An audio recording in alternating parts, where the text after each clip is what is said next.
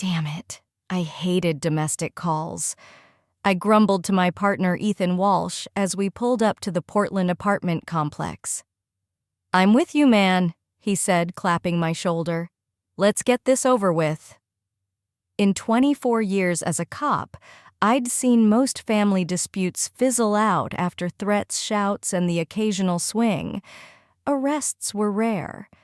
By the time we showed up, couples usually sobered up, calmed down. Maybe it was the navy blue uniforms, a silent reminder of authority. But sometimes things went south, and we became the bad guys in their drama. At the couple's door, a tall, striking woman with a fresh bruise on her cheek let us in. She said her boyfriend was in the kitchen. I left Ethan with her, my steps cautious as I approached the guy. He stood by an open fridge, looking dazed. We talked quietly for a minute when a searing pain hit my right shoulder. I turned to see the woman aiming again. A second shot rang out, and she crumpled to the floor. "You two okay?" Ethan shouted, rushing over. "I'm hit," I muttered, clutching my shoulder. First time in 24 years. The boyfriend grabbed a clean towel from a drawer while Ethan called it in. By the time the ambulance arrived, I'd finished the prelim paperwork at the kitchen table. At the ER, adrenaline still pumping, I thanked Ethan. "You saved my life, man. I owe you everything." He just nodded, but I meant it. Anything he needed. I was his guy. Ethan got a 3-day suspension for letting the woman slip to the bathroom unescorted. It stung knowing he'd saved me, but rules were rules. It took 2 months to get back on duty. By then, Ethan had retired after 26 years done with the grind. I tried talking him out of it, but he was set. "I'm tired, Nate," he said. He moved to San Diego to write. Losing him as a partner hurt. He was more than a coworker. He was family. When Ethan, now a best-selling author under his real name Connor Walsh, came back to Portland for TV gigs, it was a big deal. He'd stay with me and my wife Lily for a week, and I'd take time off to catch up, drink, and laugh. Lily and I knew Connor from when we were 6 growing up in the same Seattle neighborhood. We were the 3 musketeers, always together, inseparable. Lily, a bit of a tomboy, played baseball and tag with us while other girls stuck to dolls. She fit right in, her laugh lighting up our games. Puberty changed things. Lily's curves filled out her jeans, and her mom decided football with the boys wasn't proper. She started hanging with the girls, giggling in corners. It got weirder when Connor asked her to the 8th grade Valentine's dance. For weeks they whispered and laughed. I saw them kiss by his locker, and it hit me hard. I wasn't one of the musketeers anymore, just the odd man out. My 14-year-old heart took a beating. They dated through 8th grade, but Connor blew it by kissing Jenny Parker under the bleachers that spring. Word spread fast at Roosevelt Middle School. Lily was done with him. I stepped in, comforting her, and within a week she was my girlfriend. No guilt, I'd loved her forever. When Connor's fling with Jenny fizzled, he tried winning Lily back even knowing we were together. We fought fists flying the only time in our friendship. Lily told him she was mine now. It took 6 months, but Connor came around and we rebuilt our bond. He was my best man when Lily and I married at 23, 6 months after graduating from Washington State. I joined the force 2 years after Connor. Years later, I was a sergeant, he was a detective, and we became partners. It was perfect. But Connor's love life was a mess. His first marriage lasted 3 years, the second 5 both ended because he cheated. "I like variety, Nate," he'd say, cruising Portland streets. "Lily's amazing, but how do you stick with one woman?" I just shook my head. He was a great friend, a fun uncle to our kids, always at our holidays and vacations. We all missed him when he left for California. His visits were highlights, especially for the kids who loved his gifts. But this time, Connor was off quieter than usual. 2 days in, he called me by my full name, Nathan. "We need to talk," he said, as we sat in the living room, Lily cooking dinner. "Remember when I shot that woman and saved your life?" I chuckled. It was our running joke, but his face stayed serious. "I'm dying, Nathan. Brain tumor inoperable. Docs give me a year." My chest tightened. "What do you need?" I asked, voice low. He leaned closer. "I want one last bucket list trip around the world to write my final book. I want Lily to come with me to share the adventure and take notes." The room spun. He was asking to take my wife. "You're not serious," I whispered. "I promised you anything, not anyone." He said he'd talk to Lily, that she was on board. "I don't care what she said. You're not taking her," I snapped. He groaned. "You promised me, Nate. I'm dying. She'll be yours forever after." I stood firm. "I'm sorry you're dying, but my wife's off limits." Lily's voice cut through from the doorway. "You promised him, Nate. He's dying and I'm doing this." Her eyes blazed, hands on hips. "This isn't happening," I said. She shouted back, "You don't own me." I turned to Connor. "Why'd you save me just to ruin my life?" He didn't flinch. "I've always loved Lily. I should have never let her go. She'll share my last adventure and I'll treat her right." I couldn't believe it. "You're my brother, Connor. Why think I'd let you take her?" He said he'd respect her, that it'd be 1 year, then he'd be gone. I offered him money for a companion instead. He refused. "I want Lily. She's the one I've always wanted." Dinner was tense. Lily and Connor chatted like nothing was wrong while I stared at the TV. Later in our bedroom, Lily was naked, patting the bed, thinking sex would sway me. I stayed dressed, sitting in a chair. "I'm thinking with my head, not my heart," I said. She snapped. "He's our oldest friend and he's dying. I'm doing this." I argued it was our decision, not hers alone. "It's my body," she shot back.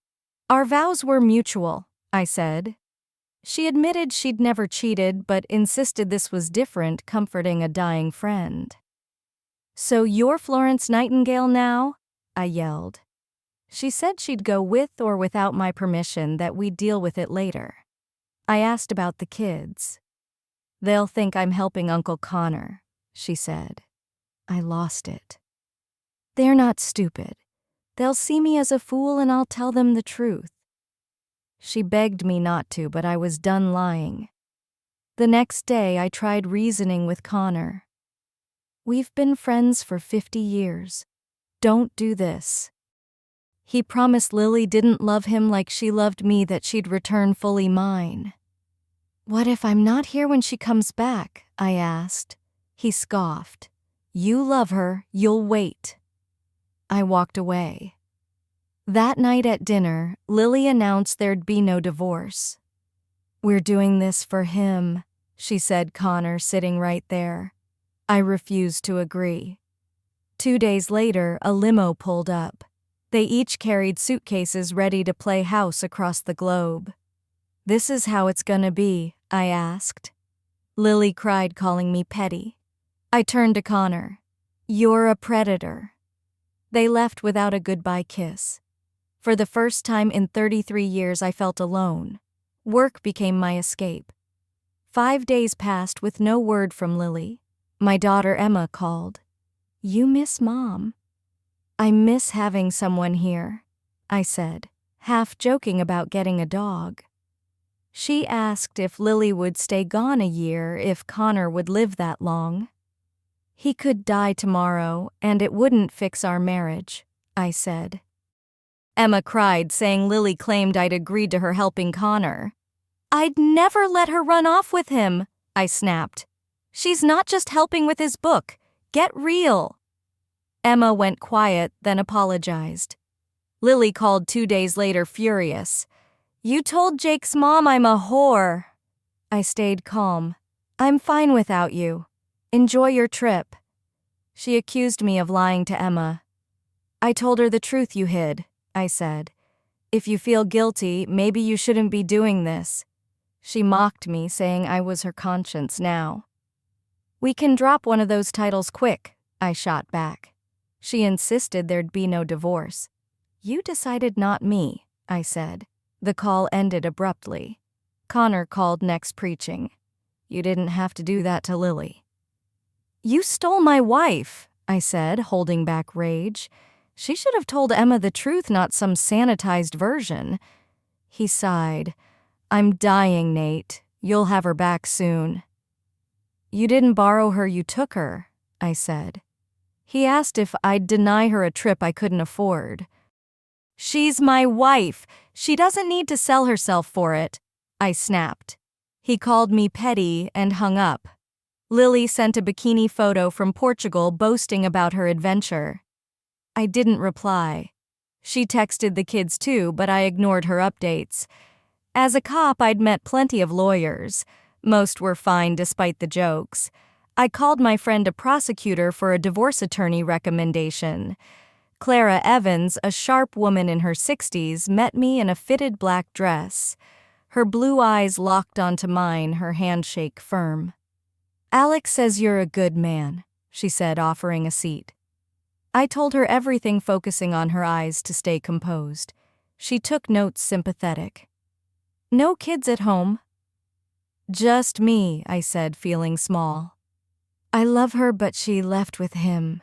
I don't care that he's dying. She's my wife." I wanted Lily served ASAP. Clara warned it'd be tough and costly overseas. "Wait till she's back. Courts won't act while she's abroad." Her calm rattled me, but her shark-like smile chilled me more. Lily kept sending photos, her and Connor, arms around each other, her on his lap. She wore new rings, not our wedding bands. I raged alone, glad they weren't in front of me. Their voicemails repeated the same line: Lily would return fully mine. I muttered curses, deleting them. My youngest, Sophie, called in tears. "Mom says Uncle Connor's got weeks left. They'll stop touring and settle in a city with a good hospital." She asked if we'd fly out. "He'll pay for tickets. We're his closest family." I refused. "Your mom left with him. I'm not joining that circus." Sophie begged, but I held firm. "She's been sleeping with him. You know that." She admitted Emma had told her. "It bothers me, Dad," she whispered. A week later, Connor died in a Tokyo hospital. Emma called to say they'd return in 2 days for the funeral. Clara was oddly calm when I told her Lily was back. "Don't file yet. Wait for Connor's will." "I don't want his money," I snapped. She cut me off. "You want revenge." "I can help. Trust me." I did, though I didn't know why. At the airport, I hugged my girls but froze when Lily tried. "It's been 11 months, Nate. Don't be cold," she cried. "You left with another man," I growled. She claimed it was just comforting a friend. "Keep telling yourself that," I said. Connor's funeral was a big deal. 26 years on the force earned him full honors. I refused to handle the press telling the chief why. He was stunned. "I'm sorry, Nate, I didn't know." I asked him to keep it quiet. "Filing for divorce soon," I said. He was surprised I hadn't already. "You didn't take a swing at him. Didn't want to drop the soap in prison," I joked. I gave the eulogy, keeping it clean for the force, not them. Lily hovered, nervous about what I'd say. "Don't worry, I won't air your dirty laundry," I told her. After the funeral, I moved Lily's clothes to the guest room. She and the girls protested, but I threatened to dump them at a rest stop. "I've lived alone for a year," I said. Lily whined about reconnecting. "You destroyed our marriage," I snapped. Emma tried defending her, but I shut it down. Have you told your husbands what she did? They hadn't, knowing their men wouldn't approve. Lily never apologized for her infidelity. 5 days after ignoring her dinner call, she screamed, "This is ridiculous." "You left me for a world tour," I said. "His dying didn't justify it. Stop acting noble." Connor's will reading was 3 weeks later. Only our family was invited. Lily wanted back in our bedroom for the kids' visit, but I refused. At the reading, Connor left $1 million trusts for each girl and donations to local charities. Then the lawyer announced I got the rest, $8.4 million, and his San Diego house. Lily cheered, but I was stunned. I started to speak, but remembered Clara's warning to stay silent. Lily tried hugging me, but my glare stopped her. The lawyer handed me an envelope. "Read this, Mr. Harper. It might change things." At dinner, I was quiet, the family buzzing. Clara's meeting the next day was a revelation. "He left it to you, not you and Lily," she said. "I could control the money. Pay taxes, donate it, then file for divorce in 6 months. It won't be split." She suggested a fund for police widows and orphans. "Genius," I said. "How'd you know he'd leave it to me?" She'd guessed Connor felt guilty expecting I'd share with Lily. "He didn't think you'd outsmart him," she said. One night I saw Lily crying over photos from their trip. A plan formed. She was glued to her phone except when showering. When I heard the water, I grabbed it, no password. I deleted every photo, then wiped them from her cloud, laughing bitterly. She didn't notice till 2 days later. "You deleted all my pictures," she screamed. "You kept reliving your affair," I said. "He's gone. You don't get to keep those memories." She was furious, but I didn't care. For days, she glared, and I locked my bedroom door, half joking about my safety. That Saturday, while she shopped, I packed a suitcase and left for Lisbon. She called by 9 p.m., but I didn't answer. I'd split our finances, canceled joint cards, leaving her enough to live. Clara called from Lisbon. She's not happy, especially about the adultery filing. I'd emailed the girls and their husbands photos of Lily and Connor's intimacy. "They need to see her mercy mission," I said. Clara laughed. "Some interesting dinner talks tonight." 8 weeks later, I returned home. Lily ran to me, then stopped at my cold stare. "I loved Portugal," I said. "Would have been better with someone like you had." She snapped, asking if I was over myself. "Why would I want you back after you left for a year?" She screamed. Connor was dying, that she'd done the least she could. "You decided to sleep with him," I said. "We own each other's bodies through our vows." Her lawyer demanded asset disclosures. Clara reported the money was gone, donated to the police fund. Lily's lawyer raged, but Clara pointed out the money was mine alone. "She'd look like a Grinch fighting it," Clara said. The girls were furious I'd given away Connor's money. "He wanted Mom to have some," Emma said. "He loved her and she loved him," I snapped. She crossed a line. I moved to an apartment, avoiding Lily's wrath. Friends thought I was crazy, but I explained my choice. My son-in-law Ben supported me, saying his marriage to Emma was shaky because she defended Lily. Clara visited with wine and a puzzle, urging me to date. "This could be a book," she said. I liked the idea. If Connor could write, so could I. 2 months later, I was divorced. I invited Clara to dinner at my favorite spot. She laughed, saying most clients called on Freedom Day. She wore a chestnut dress, her hair loose, stunning. We clicked, ending the night at my place. Her in my shirt, we kissed passionately on the couch. It was my first time in 18 months, and I wanted to please her. She responded like no one I'd known, after we laughed like kids. I don't sleep with clients, she said. You're the first. I asked to see her again. I'd be crushed if you didn't, she said. We planned a Saturday date. Writing a book was harder than I thought. Police reports were factual. Fiction was new. I'd read Connor's book, so I gave it a shot. I didn't know Lily's side, but I fictionalized freely. Writing her infidelity hurt breaking mugs in frustration. I bought unbreakable ones after smashing my set. Clara read my draft warning against using Lily's name. It invites a lawsuit. I didn't care. The girls had sided with Lily, so I stopped protecting them. After 6 months, I proposed to Clara. She said yes. We married quietly and I moved into her place. I sent my manuscript to Connor's publisher using his name for leverage. They loved it, though the editor made 17,000 changes. Clara Harper negotiated the deal. The book A Bodice Ripper for Women Over 40 sold out its first run. 3 more printings followed a surprise hit. Sophie called livid. You made Mom a slut. It's not all fiction, I said, sending videos of Lily and Connor's affair. She apologized 35 minutes later. Emma did too, tearfully.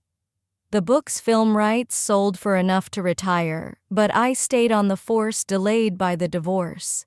I consulted on the movie released 9 months later. It hit harder than the book. Emma asked if I had to go so far. Your mom chose to leave, I said. Actions have consequences. Clara and I took our own world trip, starting in Rio's carnival. The music roared and I hung up on Emma, promising to call later. Lily had made her choice and I'd made mine. I wasn't looking back.